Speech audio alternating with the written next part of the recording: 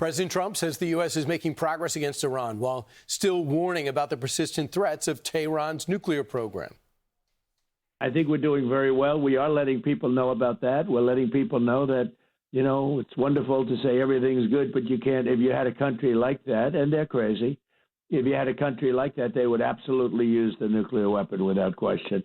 And so I stopped that, and I stopped it cold with the B-2 bombers.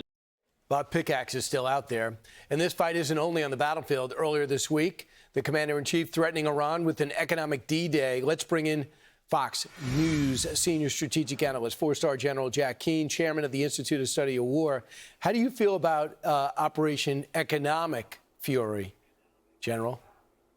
Yeah, I feel really good about it. If anybody can pull this off, it's Secretary Bessent, based on what he's done in the past since the war began here.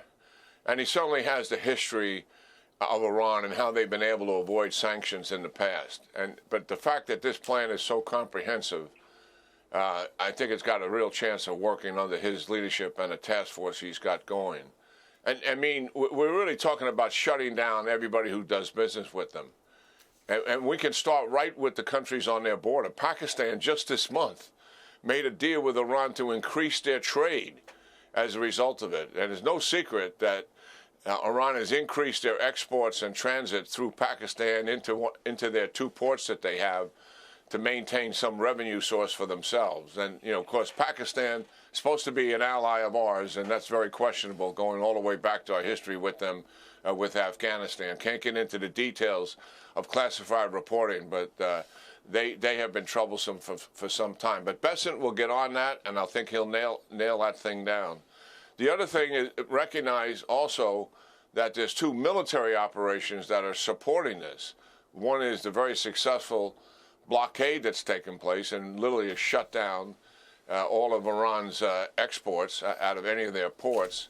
And the second thing is the task force that the 82nd is running in assisting the shipping in the southern route off the coast of Oman, where they organize the ships to enter empty and organize the ships to leave from the north full and protect them en route in doing that.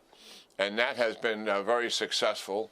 CENTCOM has kept that a classified operation because they don't want to reveal the depth of the success of it, but it's now being reported in the media that it may be as much as 10 million barrels of oil a day going through, and 10 or 15 ships as well daily going through that, which certainly relieves a lot of the pressure from what Iran has been inflicting on the Straits of Hormuz. And what has enabled that operation to be so successful is when we were conducting those one-off attacks recently when Iran violated the ceasefire, we took down a lot of their surveillance and capability to impact the Straits of Hormuz. So essentially, they don't have the eyes and the sensors they have to be able to track that operation. And that's why it's classified, because when they move, and obviously where they're moving is well known, but when they're moving and how they're moving is still under wraps. And that's one of the reasons why it's been so successful. So, General, you got to look at who's helping them.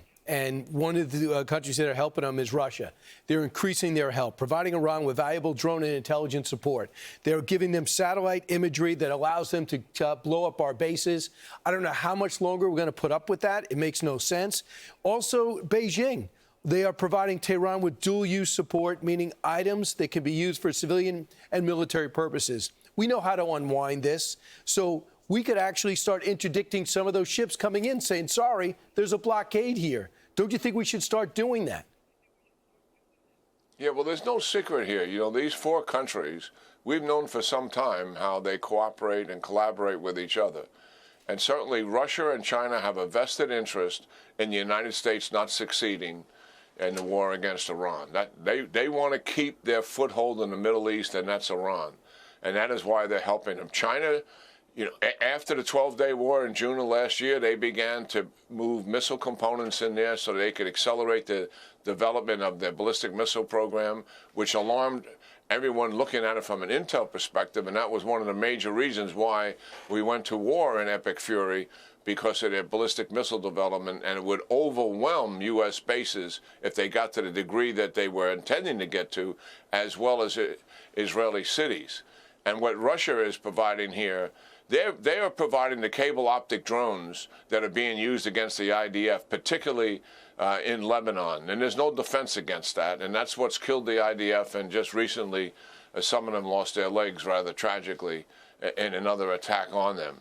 And the intelligence that Russia is providing is very specific and helpful to the Iranians, because they locate not just, obviously Iran knows where our bases are and has a sense of what's on them, but where the sensors are, where the actual batteries are, where the command and control are for our defense mechanisms and also our capabilities on that base, that's something else again. And they've been able to provide that information to them, which is very valuable. Yeah. Yes, we should take the gloves off and deal with both of them to shut them down here. Why we let Syria allow Russia to stay on their bases in Syria is beyond me. That is not helpful. And we do have leverage over Syria. General Keane, thanks so much. I appreciate it.